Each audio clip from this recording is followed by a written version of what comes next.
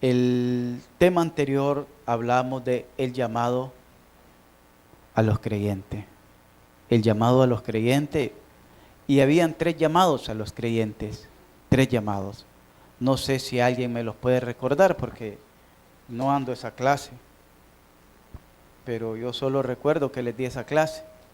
El llamado a los creyentes. ¿Cuáles eran esos 3 llamados que Dios por medio del apóstol Pablo hace a la iglesia?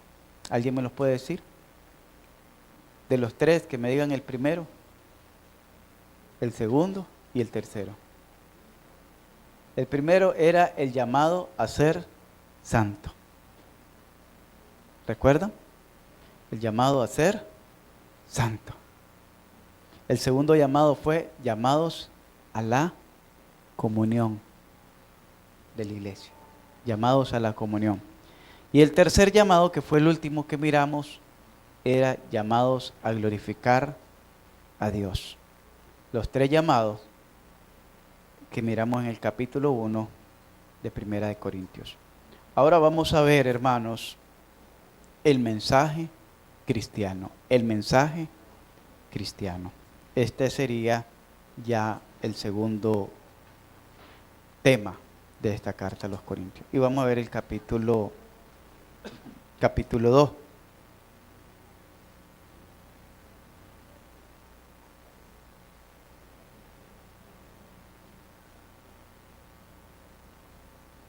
Capítulo 2. Aquí no la corregí. Capítulo 2. Vamos a ver, hermanos, en el capítulo 2, y leamos esta parte, versos 30 y 31. Perdón, leamos del capítulo 2,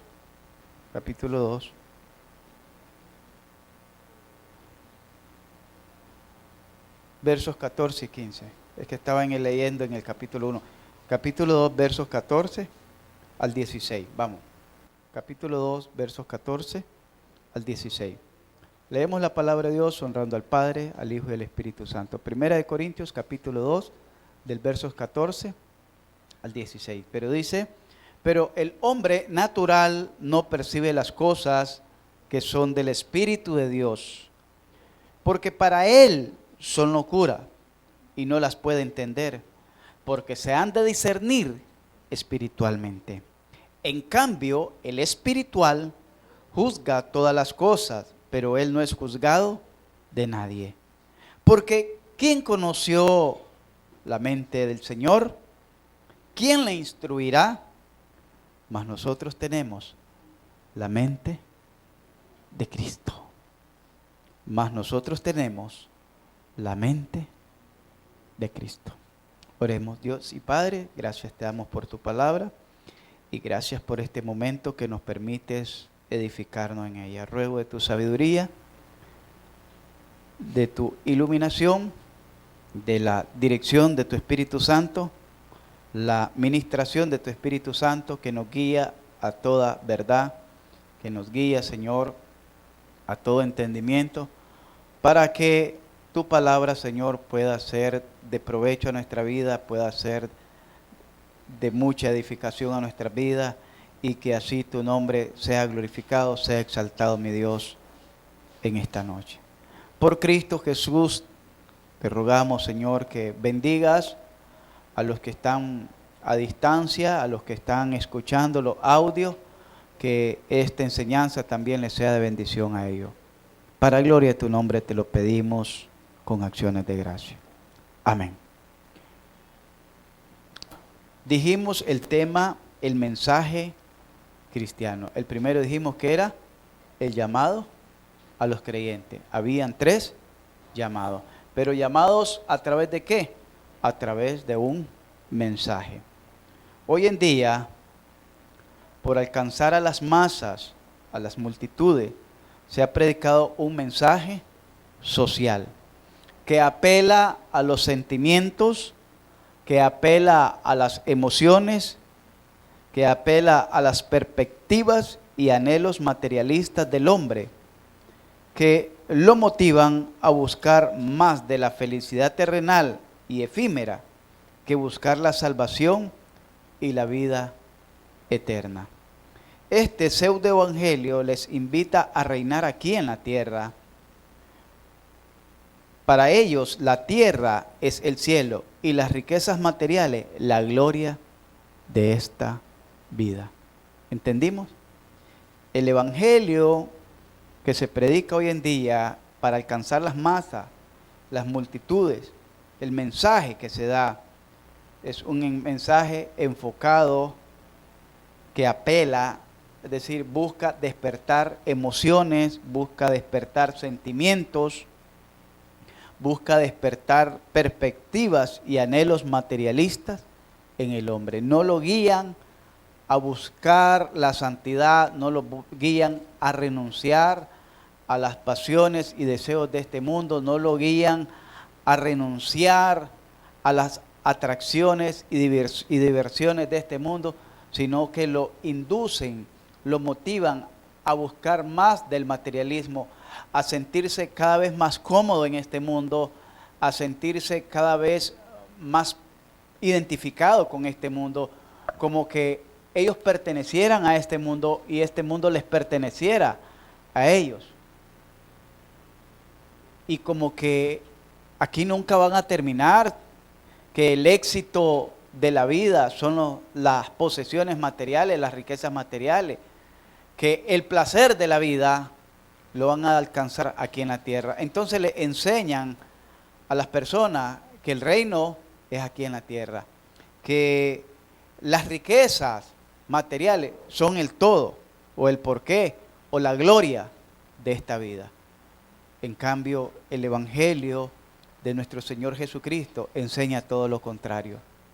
El evangelio de nuestro Señor Jesucristo dice que si no renuncias a lo que tenés, no puedes ser digno del evangelio. Si no renuncias a casa, a padre, a madre, a hermano. Recuerdan la invitación a la cena. Dice que el Señor, el reino de los cielos es como un padre de familia que invitó, dice, a la cena a sus amigos, y unos comenzaron a excusarse. No, es que tengo que ir a probar una yuntegüey. Otro dijo, no, es que me acabo de casar y tengo que ir a la fiesta. Y así uno a uno se fue excusando. Porque el corazón de estas personas estaba en esta tierra. Pero el corazón nuestro tiene que estar puesto allá en los cielos. Porque dice la Escritura que donde esté vuestro tesoro, ahí está también nuestro corazón. Y cuando dice nuestro tesoro, el tesoro representa lo más valioso de nuestra vida. ¿Qué es lo más valioso de nuestra vida? Entonces alguien decía, la vida misma. Otro decía, lo más valioso es que yo llegue a alcanzar riqueza, que yo llegue a tener un buen trabajo, una buena profesión, un buen negocio, una buena empresa, un buen vehículo, una buena fama, etcétera. Porque el corazón de ese hombre estaría aquí en la tierra, en las riquezas materiales. Pero si nuestro corazón está en los cielos, estaríamos pensando dónde están nuestras riquezas, dónde está nuestro tesoro y dónde es que realmente nosotros quisiéramos estar presentes. ¿Dónde es que nosotros realmente quisiéramos estar presentes? Vamos a ver en primer lugar, de acuerdo al capítulo 2, síganme ahí en el capítulo 2, del versos 1 al verso 5, el apóstol Pablo centra que el evangelio, el verdadero evangelio, el mensaje del cristiano, se centra en la muerte de Cristo. Está centrado en la muerte de Cristo. Dice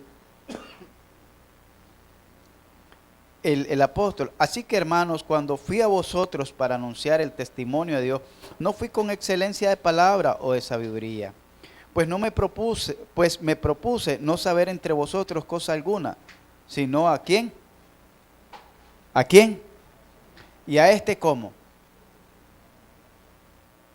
El mensaje del evangelio, hermanos, por eso me atrevo a decir, me atrevo a repetir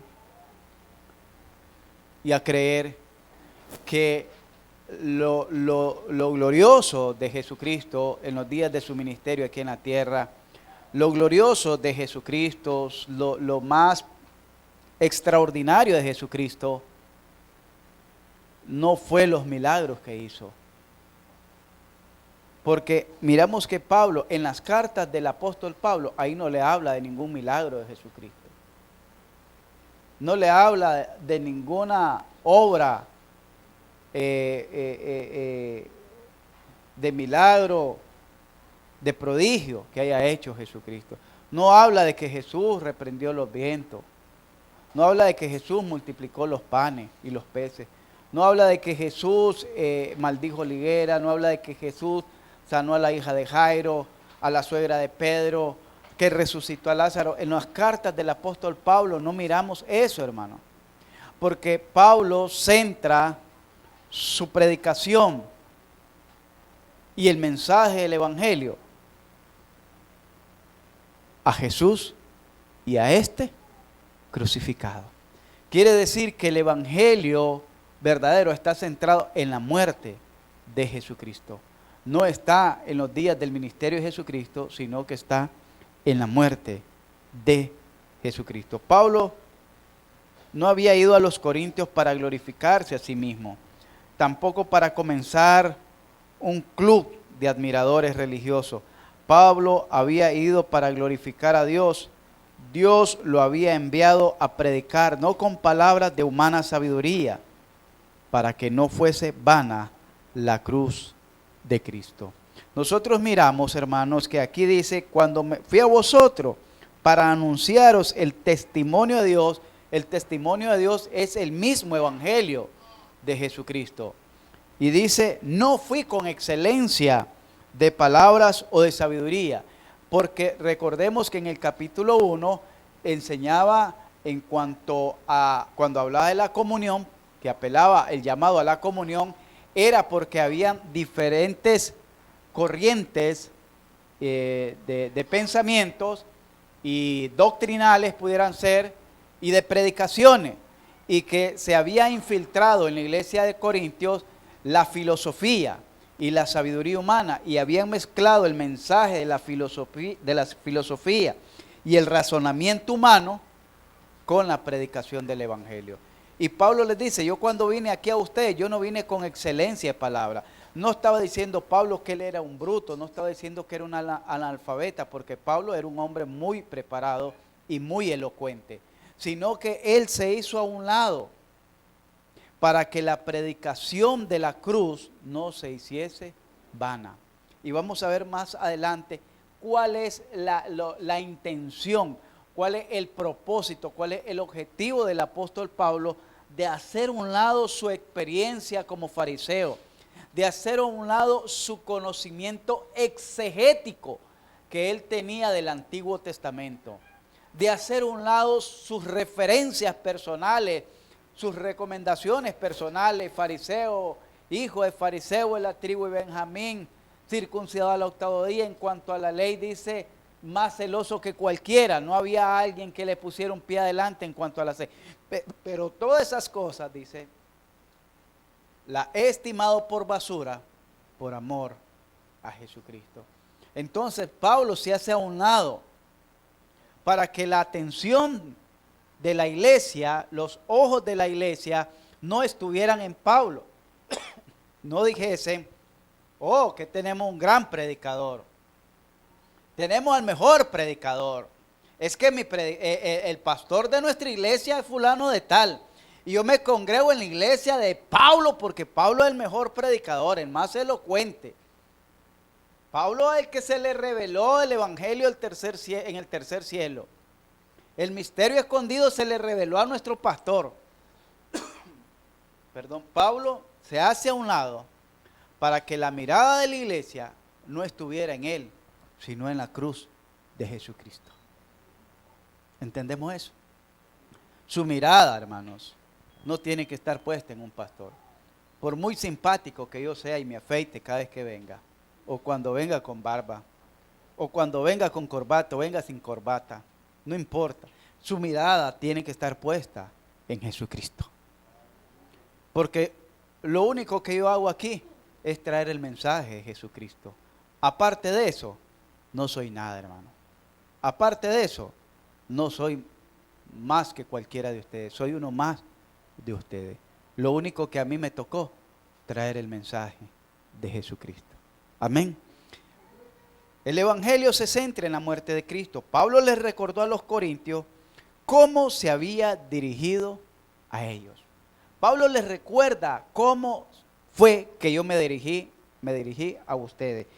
Y dice, cuando les anuncié el evangelio, cuando fui a vosotros, les está recordando, cuando yo llegué a predicarles a ustedes por primera vez, yo no usé palabras retóricas, palabras científicas, palabras bonitas, no usé nada de eso para no hacer vana la cruz de Cristo.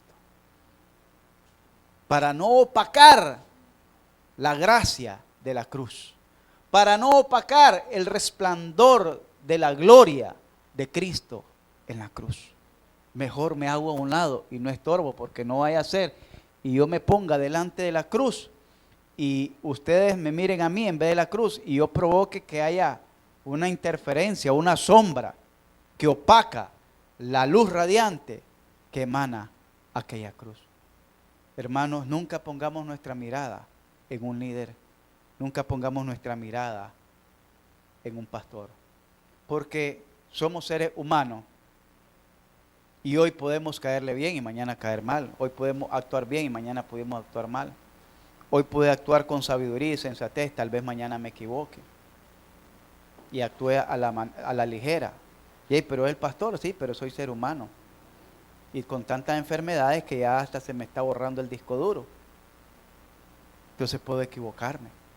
Pero si usted pone la mirada en el hombre, nunca va a poder ver la gracia de Cristo en su vida. Cuando usted pone la mirada en el hombre, nunca va a poder ver la gracia de Cristo en su vida, porque lo que va a estar viendo es aquella persona, aquella figura, cómo hace, cómo enseña, que si hoy lo hizo bien, mañana lo hizo mal, hoy vino temprano, mañana vino tarde, hoy andaba de un ánimo, mañana andaba. Entonces su mirada, su entendimiento va a estar enfocado en aquella persona y no en la obra de Jesucristo en la cruz del Calvario. Pablo entonces les recordó también a los corintios cuál había sido su actitud para con ellos.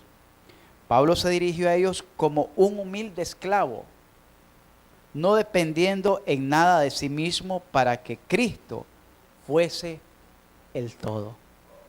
Qué tremendo esto, hermano. Esta palabra es tremenda. Mire bien, Pablo no quiso depender en nada de sí mismo para que Cristo fuese el todo. Pablo no quiso depender de su conocimiento. Cuando le dice a los Gálatas, cuando me presenté ante vosotros, me propuse no saber nada. No quería saber nada. Cuando propuse ir a vosotros, como que no supiera nada, como que soy un ignorante de la sabiduría, soy un ignorante de la filosofía, soy un ignorante de la ciencia. Soy apenas, dice, soy apenas un mensajero. Soy apenas como ese, un heraldo, un mensajero del rey. Pero aparte de eso, no soy nada. Para que dice que Cristo fuese el todo. No ponga solo su mirada, también su confianza. También su confianza. ¿Qué dicen algunos pastores que justifican su pecado? Pero si David pecó, Salomón pecó, Pedro pecó, y comienzan a hacerle una lista de pecados, y ahora yo no voy a pecar. Pero no dicen, José se guardó, Daniel se guardó, Elías se guardó, Eliseo se guardó. No dicen eso. Ezequías se guardó, Josías se guardó desde su niñez. No dicen eso. Que Cristo sea su todo, su confianza, su fortaleza, su ánimo, su amor fluya de Jesucristo y no del pastor ni de los líderes. Es decir, si usted está aquí, que no sea porque el pastor le está llamando o le está diciendo o le está visitando. entonces usted está aquí porque la visitó el pastor. Que si usted está aquí es porque usted ama la cruz de Cristo, ama la causa de Cristo, y por ese amor es que usted está aquí. Pero si usted está aquí por cumplir un programa, porque el diácono la visitó, porque el hermano Reader, si no viene a los cultos regularmente, quizás lo excluya de ser maestro, o porque el pastor mucho la molesta y le está insistiendo que tiene que estar en su culto. Si usted viene por esas razones, está mal, hermano. Está mal. Y por eso es esta carta, hermano, que estamos estudiando, que nos ayude a salir de esa burbuja en que estamos viviendo y que nos permite el Señor este año madurar. El crecimiento que anhelo ver en ustedes es un crecimiento espiritual, una dependencia de Cristo y no del pastor ni de los líderes. Un amor por la causa de Cristo y no por presión del pastor y de los líderes. Pablo les recordó cuál había sido su actitud, dice el verso 3 al 4. Y estuve entre vosotros con debilidad y mucho temor y temblor, y ni mi palabra ni mi predicación fue con palabras persuasivas de humana sabiduría, sino con demostración del Espíritu y de poder. Hermanos, que su mirada no dependa, no esté puesta en el pastor ni en el líder. Tampoco en el resto de la congregación. Pastor, pero yo vengo, mire, y los que no vienen, ahí déjelo, ellos van a entregar cuenta y ellos sabrán sus causas. Pero usted no está aquí porque los otros vienen, usted está aquí porque Cristo es el que viene, hermano. Usted no está aquí porque vino fulano, sutano, mengano, vino los hermanos, vinieron las hermanas, los jóvenes. Usted está aquí porque Cristo viene y usted necesita estar preparada para la venida de Jesucristo, hermano. Entonces, su mirada no tiene que estar en el pastor. Su fe y su confianza, su amor, no, su devoción no tiene que estar puesta tampoco en el pastor, ni en los líderes, ni en la congregación, sino en la causa de Jesucristo. ¿Quieren que les cuente algo? Pasábamos por una iglesia, todavía está esa iglesia, allí de Ríos de Aguaviva, como una cuadra hacia el sur. Solo se reunían como 3, 4 viejitos, por años, y ancianos. Y nosotros decíamos, porque estábamos liderando por ahí una obra, mi esposa trabajaba por ahí cuando pasábamos. Nos daba peso, miré la iglesia, pobrecita, solo 4, 5 ancianos. Y era una iglesia algo más grandecito que esto, ¿verdad? Y al frente, todos los cultos. Pero ¿saben qué? Esos 4 o 5 ancianos siempre estaban, hermano. Siempre estaban ahí. ¿Qué me da a entender? Que ellos estaban verdaderamente por amor a Dios.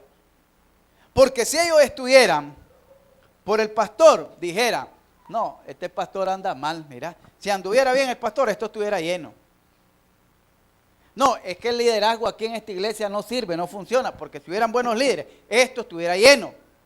No, es que hay algo mal en la congregación, porque si esta iglesia estuviera buena, fuera una iglesia saludable, esto estuviera lleno.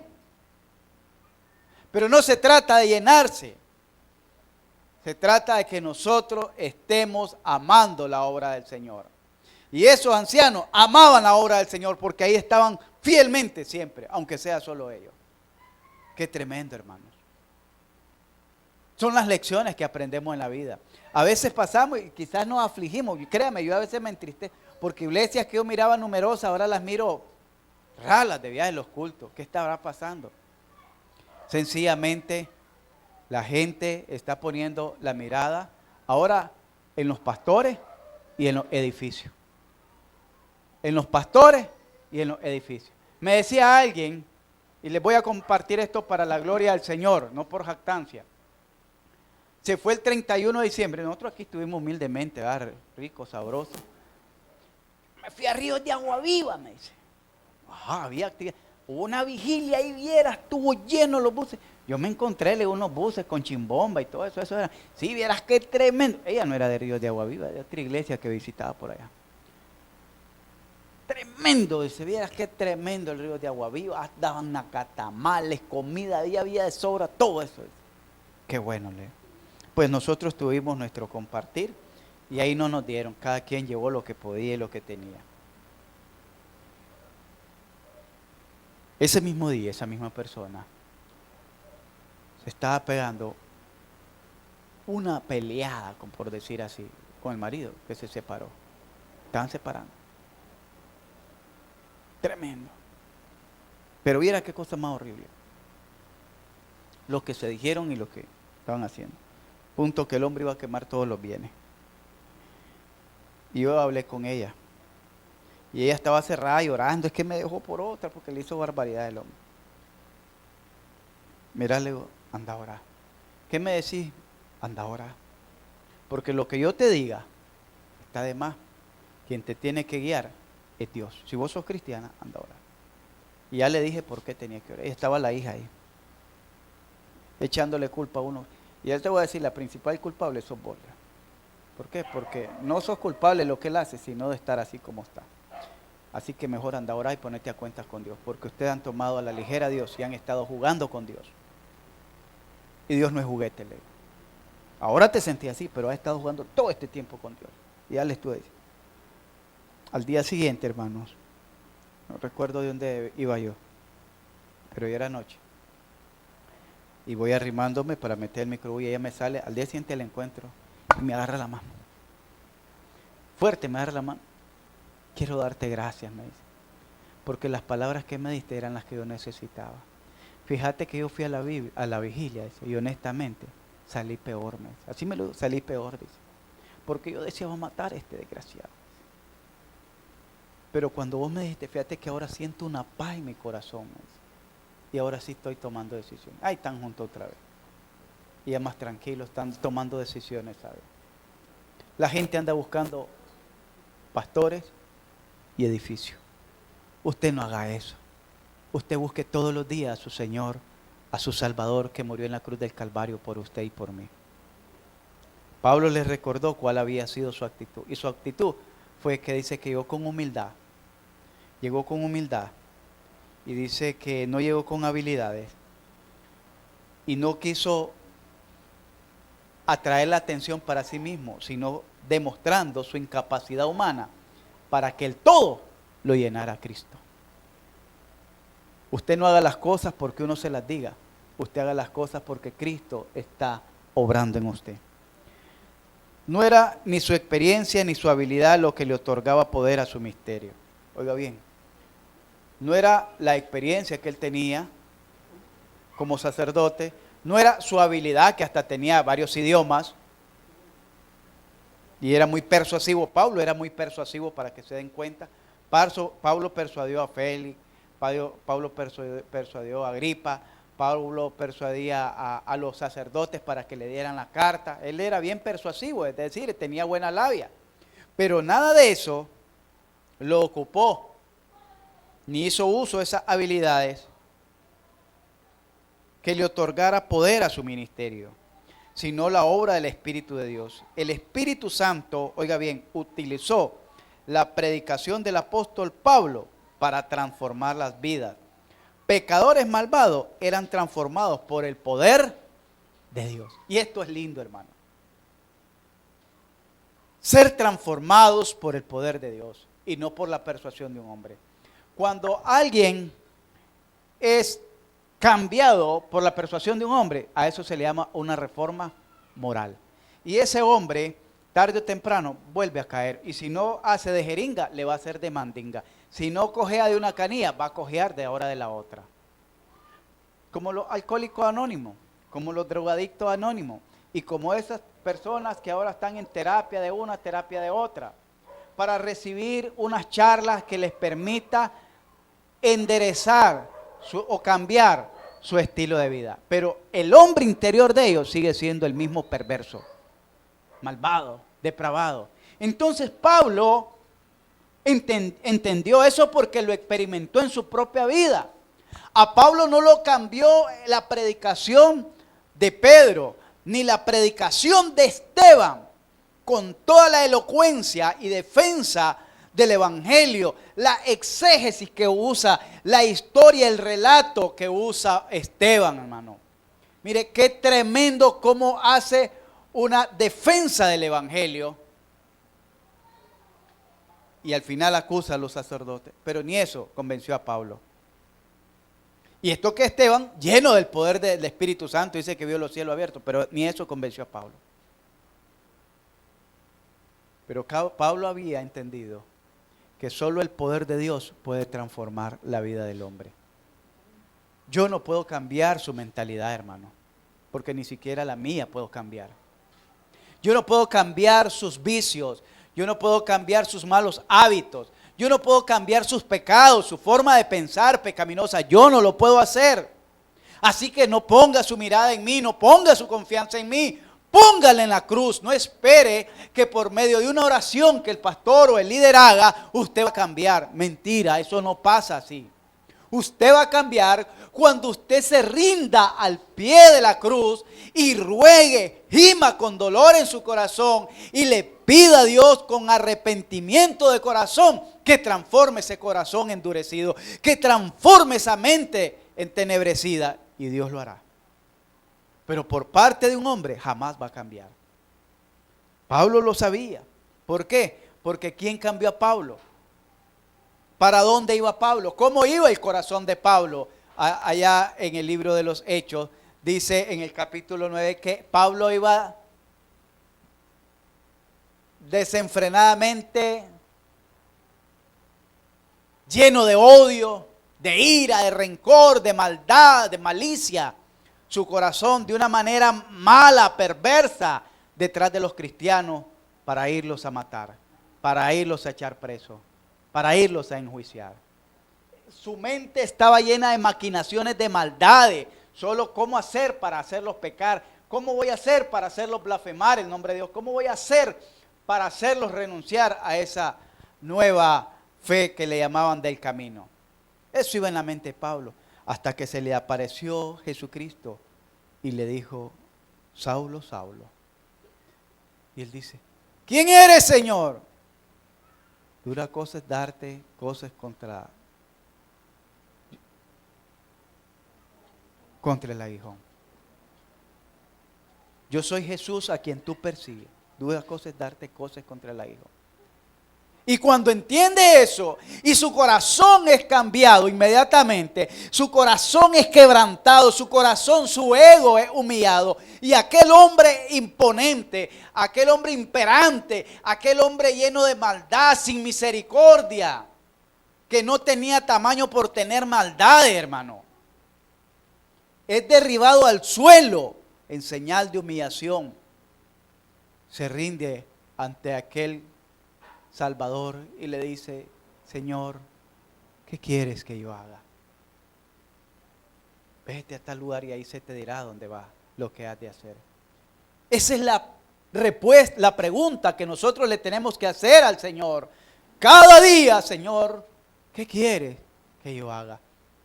Cuando lo visite el pastor, cuando lo llama el pastor, no le diga: ay, llego si puedo, ay, llego, voy a ver, o esto. No le diga, no me diga a mí, no le diga a los hermanos, no le diga a los líderes qué es lo que va a hacer. Pregúntele a Dios cada día: Señor, ¿qué quieres que yo haga por ti en este día? Queremos madurar, queremos crecer.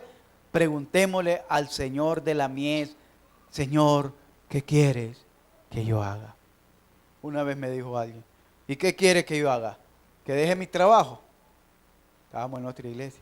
¿Que deje de trabajar? ¿Usted me va a mantenerme? No, Leo, porque no puedo mantener a mi familia y la voy a mantener a usted y a la suya, Leo. Pregúntele al Señor. Mire, no son cuentos de camino.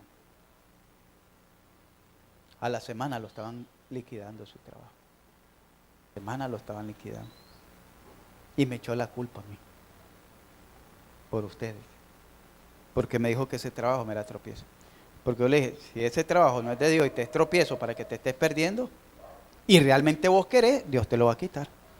A la semana, misteriosamente le cancelaron la plaza. Yo no oré para que se lo quitaran, si les soy sincero. Pero dice que Pablo, la actitud de Pablo era haber llegado, hermanos, no con unas palabras de predicación ni con persuasión, sino con demostración del poder del Espíritu Santo. ¿Usted cree, amado hermano, amado hermana, que si hay debilidades en su vida, que si hay pecados todavía en su vida, usted cree que Dios no los puede cambiar? Y si cree que Dios lo puede cambiar, ¿por qué no se presenta delante de Dios y le dice, Señor, cámbiame? Si sabe que Dios lo puede cambiar. Hermanos, dice 1 Corintios capítulo 6, del versos 9 al 11, que Dios cambió homosexuales, Dios cambió afeminados, Dios cambió maldicientes, Dios cambió a los borrachos. Y Dios ha venido cambiando a través de la historia de la humanidad hasta satanistas, asesinos, violadores. Dios ha cambiado a esas personas. Sus pecados, en el nivel de pecado es pecado, tienen la misma culpabilidad. Pero en relación a la posesión que tiene un satánico, cosa liviana lo de usted. En relación a un alcohólico, cosa liviana lo de usted. En relación a un homosexual, cosa liviana lo de usted. Cosa liviana. Es decir, imagínese un homosexual que está inclinado a ese vicio, a esa perdición. Ya ha hecho una forma de vida. Cambiar eso no es fácil. Pero Dios los transformó. Ha transformado a través de la historia. Pero lo suyo no es tan grave. Lo mío no es tan grave. ¿Por qué no le decimos, Señor, aquí te entrego esto? Esta mochila de pecado, aquí te la entrego. Mira qué haces con ella. Esta mochila de debilidades, esta mochila de queja, de indiferencia, de malas actitudes, de malos vicios. Aquí está, sea lo que sea, aquí te lo entrego. Mira qué haces con ellos, porque ya no puedo seguir cargando con él. Este 2023 ya no quiero cargar con eso. Ya no quiero cargar con ese bulto, con ese pecado. Dice Hebreos, despojémonos de todo peso y del pecado que nos asedia, ¿verdad? Entonces entreguémosla, despojémonos de ello. ¿Para qué usted quiere seguir cargando esa mochila de pecado? Que no la dejan caminar tranquilo, no la dejan movilizarse en paz. Finalmente Pablo les recuerda su objetivo, el verso 5. Pablo quería que confiaran en Dios y no en el mensajero que Dios les enviaba. Asegurarle a una persona que ya es salva solo por hacer esto o aquello es incorrecto e inapropiado, ya que esta es una obra del Espíritu Santo en el creyente. Una de las cosas que he tenido cuidado, hermano, mucho cuidado, es decirle a alguien, usted ya es salvo. Así me enseñaron a mí a decirle, es que usted tiene que darle la seguridad de la salvación, yo no se la tengo que dar, es el Espíritu Santo de Dios. Porque quien lo convenció, si lo convenció no fui yo, fue el Espíritu Santo. Entonces el Espíritu Santo sabe si ha sellado a aquella persona.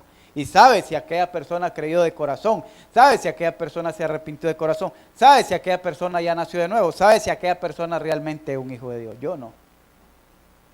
Mi trabajo, mi responsabilidad, claro, es predicar. Enseñarle cómo ser salvo. Pero no decirle ya eres salvo. Y hay muchas iglesias que le enseñan a la gente la seguridad que ya eres salvo. Yo no puedo asegurarle eso. Tampoco puedo negarle eso. Si usted cree que es salvo, bendito sea Dios. Bendito sea Dios. Yo no le voy a decir, no, usted no es salvo. Ni tampoco le voy a decir, sí, es que usted ya es salvo. Solo por cargar una Biblia, solo por venir a la iglesia, porque recordemos que por la obra, ningún ser será justificado delante de Dios. Nosotros no somos salvos por obras, sino para buenas obras. Que las buenas obras que hagamos dan testimonio de que andamos en el camino correcto, sí. Pero la seguridad de la salvación solo el Espíritu Santo se nos puede dar a cada uno de nosotros de manera muy particular. Dice el verso 5, para que vuestra fe no esté fundada en la sabiduría de los hombres, sino en ¿qué? En el poder de Dios. Mire, su mirada puesta en la cruz, su confianza puesta en la cruz y su fe en el poder de Dios. En segundo lugar, hermano, el apóstol Pablo habla de que, dijimos que el primer punto era que el evangelio se centra en la muerte de Cristo. Pablo les recordó a los corintios cómo se había dirigido a ellos, Pablo les recordó a los corintios su actitud y Pablo finalmente les recordó cuál había sido su objetivo. Y su objetivo era, dice, enfocarlos, llevarlos a la fe del creyente, que la tenga puesta en el poder de Dios. En segundo lugar, el evangelio es parte del plan eterno del Padre. El evangelio no es algo que inventó el hombre, no es algo que creó un hombre, no es algo que diseñó el pastor o la iglesia o las denominaciones. La salvación fue comprada por el Hijo, pero planificada por el Padre. El evangelio es lo suficientemente sencillo para que un pagano, oiga bien, el evangelio es lo suficientemente sencillo para que un pagano analfabeta lo entienda, crea y sea salvo. Pero también es tan profundo que los teólogos más brillantes no pueden sondear sus profundidades. Es decir, es sencillo, no tiene muchas dificultades para entender y comprender que nosotros somos pecadores, que nuestros pecados nos llevan a la condenación eterna y que Cristo pagó por nuestros pecados para darnos perdón, salvación y vida eterna. Es sencillo, lo comprendemos, lo asimilamos. Pero también es tan profundo, que aún los teólogos más brillantes encuentran insondiable el evangelio. ¿Y cómo puede ser eso, pastor? ¿Cómo imaginarse que un Dios tan magnífico, tan omnipotente, tan sublime más que los cielos, pudo llamar o apartar a un pecador perdido, sucio, en sus delitos y pecados, yendo de camino al infierno, y lo apartó para su gloria eterna? Eso es incomprensible. ¿Por qué? Porque alguien diría, ¿y por qué aparta al pecador y no aparta a aquellos que son menos pecadores? ¿Por qué apartó a un ladrón y no apartó tal vez y se perdió un chismoso o un mentiroso? Porque eso es lo insondable, que no comprendemos lo infinito de la sabiduría y de la mente de Dios. La gracia de Dios es incomprensible, eso en pocas palabras, incomprensible. Cómo el Dios Santo, Todopoderoso, se humilló a hacerse carne para habitar entre los hombres y en la condición de hombre se hizo siervo y fue llevado muerto a la cruz, y muerte de cruz, dice, fue obediente hasta la muerte y muerte de cruz. ¿Cómo es posible eso, que el Dios eterno haya experimentado venir a hacerse carne, y eso es lo más novedoso, que Cristo haya pisado esta tierra para morir como lo más vil? El Dios Santo, sublime, va a morir como lo más vil, es decir, como lo más malvado, como lo más perverso, como lo más corrupto de esta vida. Vino a morir el Dios sublime. ¿Alguien me puede explicar eso? Eso es que ni las mentes brillantes en teología pueden comprender, pueden sondear. El evangelio es parte del plan eterno de Dios. En esta sabiduría de Dios se desafía el intelecto de los más abusados, de los más sabios. No obstante, esta sabiduría no es para las masas de pecadores perdidos, ni para los creyentes inmaduros. Es para los creyentes maduros que están creciendo en comprensión que poseen de la palabra de Dios. Oiga bien, esta sabiduría no es para el populacho, para todo el mundo, para la prole, no es para la prole, no es para los cristianos tampoco inmaduros.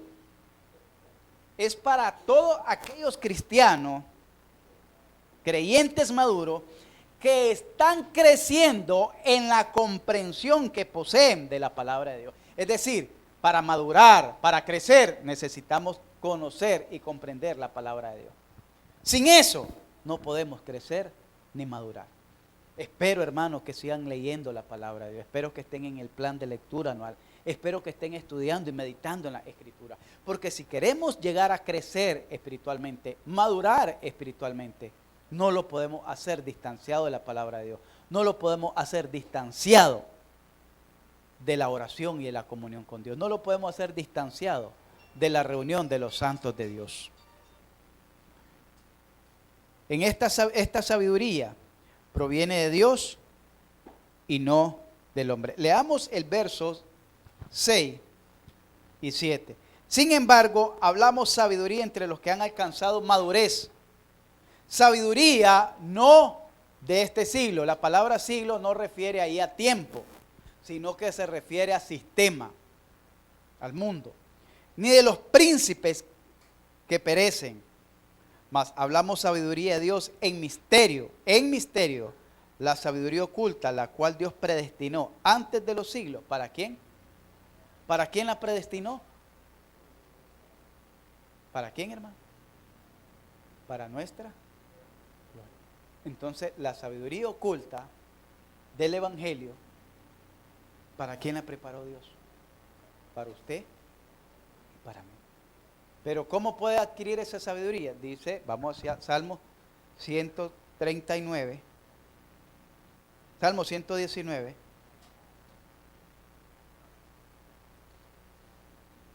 ...139 creo que es. 130. ¿Qué dice? 29 y 130. 129 y 130. Para que leamos mejor ahí. Pero la central está en el verso 30. Dice, maravillosos son tus testimonios. Por tanto los ha guardado mi alma. Oiga bien. Tu palabra es maravillosa. Por eso la he guardado. Y continúa, la exposición de tus palabras alumbra, hace entender ¿a quién? A lo simple. Somos nosotros, que no somos ni muchos sabios, ni muchos nobles, ni muchos elocuentes, ni muchos profesionales. Somos los simples. Pero ¿qué es lo que hace entender a lo simple? ¿Qué es lo que lo ilumina? La exposición de tu palabra. Sin palabras no hay luz en nuestro entendimiento. Sin palabra de Dios está apagada la luz. Sin palabra de Dios no hay madurez, no hay crecimiento. ¿Entendemos eso, hermano? Y es por eso la premisa de que tenemos que estudiar la palabra de Dios. Esta sabiduría proviene de Dios y no del hombre. Una sabiduría oculta en los designios y misterios de la providencia de Dios para que sus escogidos le glorifiquen. Esta sabiduría está escondida del mundo, de los incrédulos. Dice el versos 8, ahí donde leíamos 1 de Corintios capítulo 2, el versos 8, dice que esta la predestinó el Señor para la gloria nuestra, ¿verdad? Ahí leíamos, para nuestra gloria. Dice el verso 8, la que ninguno de los príncipes de este siglo conoció, porque si la hubieran conocido, nunca habrían crucificado al Señor de gloria. Mire, esta sabiduría está escondida del mundo, de los incrédulos. La gente se confunde cuando dice, Cristo murió para todo. Cristo murió por todo. Entonces, si fuese así, entonces esta sabiduría fuera para todo el mundo. Porque hay que adquirirla para poder entenderla, para poder creerla, conocerla o escucharla, creerla y apropiarnos de ella. Pero si esta sabiduría está oculta, quiere decir que no se le ha revelado al corazón del hombre. ¿Y quién es el que revela la sabiduría de la palabra de Dios? El Espíritu Santo de Dios en el hombre. Dice Efesios capítulo 1, versos 13 y 14. Dice que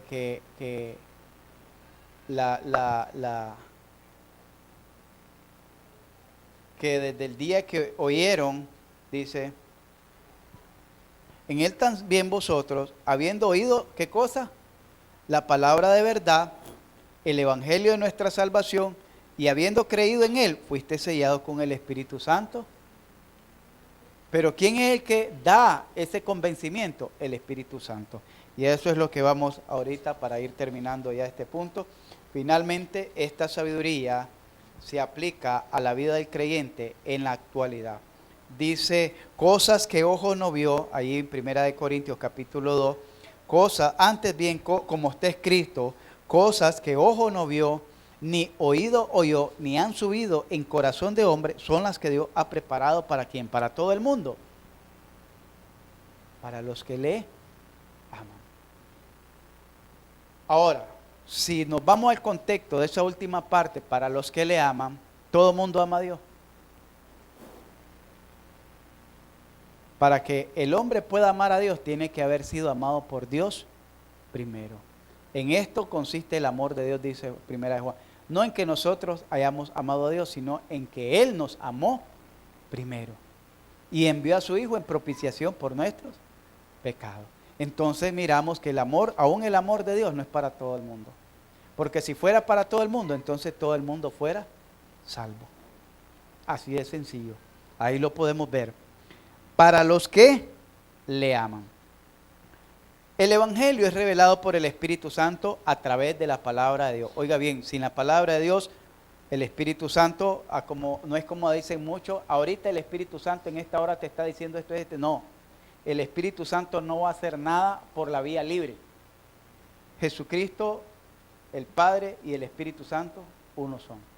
Y ninguno va a hacer algo diferente o en contra de la unidad, de la triunidad que se le conoce. La unidad de la Trinidad. Nuestra salvación incluye a las tres personas de la deidad. En 1 Pedro 1:2, Efesios 1, del verso 3 al verso 14, donde estamos leyendo. La elección por gracia por parte del Padre. Oiga bien, ¿cómo entra la salvación? La elección por gracia por parte del Padre, el sacrificio de redención por el Hijo y el ministerio de convicción y regeneración del Espíritu Santo. El Evangelio es revelado por el Espíritu Santo a través de la palabra.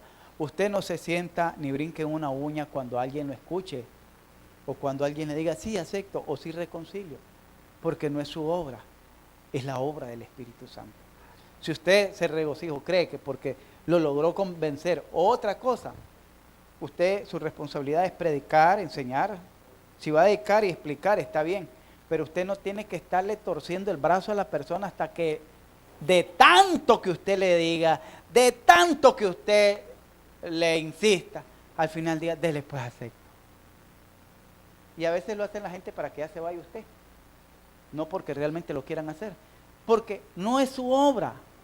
Dice Jesucristo que fue al Espíritu Santo quien va a convencer al mundo de justicia, de juicio y de pecado. No dice el pastor, no dice los hermanos, es el Espíritu Santo el que va a convencer. Nosotros vamos a predicar, pero quien convence es el Espíritu Santo. El Espíritu mora en el creyente. El Espíritu escudriña la mente del creyente. El Espíritu enseña. Jesús nos prometió que el Espíritu Santo nos enseñaría todas las cosas en San Juan capítulo 14, versos 26. Y que nos guiaría a toda verdad. San Juan capítulo 16, versos 13. El Espíritu Santo es el que ayuda a madurar al creyente. Por mucho que yo les predique, mis amados hermanos, por mucho que yo pueda hacer aquí, es más, puedo caer desmayado aquí. Puedo salir de rodilla de aquí. Eso no lo va a ayudar a madurar. Mientras usted no se rinda al Espíritu Santo, ni que venga el ángel que se le apareció a Pedro y que se le apareció a Cornelio, ni que venga ese ángel. Porque ¿sabe qué estaba haciendo Cornelio? Dice que oraba y ayunaba todos los días, buscando esa comunión con Dios. Pero si nosotros no buscamos esa comunión con el Espíritu Santo, mire, difícilmente podremos madurar. Dice del verso 12 en adelante. Verso 10. El Espíritu Santo mora el creyente, el verso 12, perdón. Y nosotros no hemos recibido el Espíritu del mundo, sino el Espíritu que proviene de Dios, para que sepamos lo que Dios nos ha. Ahí a quién le está diciendo y a quién le está refiriendo que hemos recibido el Espíritu Santo. A la iglesia. Dice que nosotros, para que sepamos lo que Dios nos ha concedido, necesitamos el Espíritu Santo. Pero Dios dice, nos las reveló a nosotros por el Espíritu. Porque el Espíritu todo lo escudriña aún lo profundo de Dios. Sin el Espíritu Santo no vamos a entender las cosas. Sin el Espíritu Santo no vamos a saber. Es más, yo les aseguro que hay creyentes en esta iglesia que ni saben que el Espíritu Santo mora en ellos. Sienten que no mora el Espíritu Santo en ellos. Por la condición pecaminosa, por la condición indiferente, por lo que sea. Pero a veces se sienten que el Espíritu Santo no está en ellos. El Espíritu Santo enseña. ¿Quiere aprender? Busca el Espíritu Santo de Dios. Y el Espíritu Santo es el que ayuda a madurar al creyente. ¿Queremos ser maduros? Allí del versos 14, y ahí terminamos, porque no les los leí, el versos 14 al 16. Y ahí terminamos, porque terminamos a tiempo. Dice, alguien me ayuda, me ayuda ahí, 1 Corintios 14, el 16, dice, pero el hombre natural no percibe las cosas que son.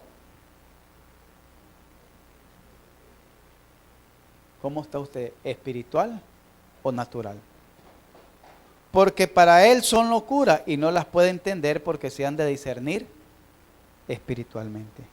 En cambio, el espiritual juzga todas las cosas, pero él no es juzgado de nadie. Porque ¿quién conoció la mente del Señor? ¿Quién la instruirá? Mas nosotros tenemos la mente de Cristo. Solo el Espíritu Santo nos puede ayudar a madurar, a cambiar esa forma de pensar. Amén.